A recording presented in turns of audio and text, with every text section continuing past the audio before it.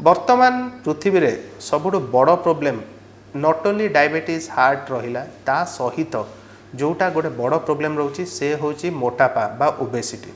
Obesity आम body को बहुत प्रकार अफेक्ट करता है एंड से गोटे इंपोर्टेंट पार्ट होची ओबेसिटी आम देहरे गोटे रोग बढ़ाए जोटा कहूँ आम ऑब्स्ट्रक्टिव स्लीप एपनिया बा घुंगुड़ी मारिबा बीमारी।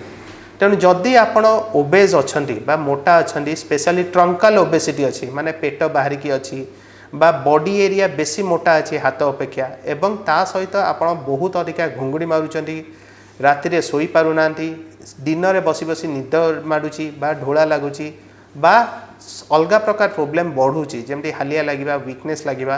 तेणु यहीटा आपणकर clinically severe obstructive sleep apnoea symptoms होइथिबो। तेणु यही सब सिम्पटम्स थिले स्लीप स्टडी करांतु एवं गोटे स्पेशलिस्ट को कंसल्टेशन अनुसार चिकित्सित हो।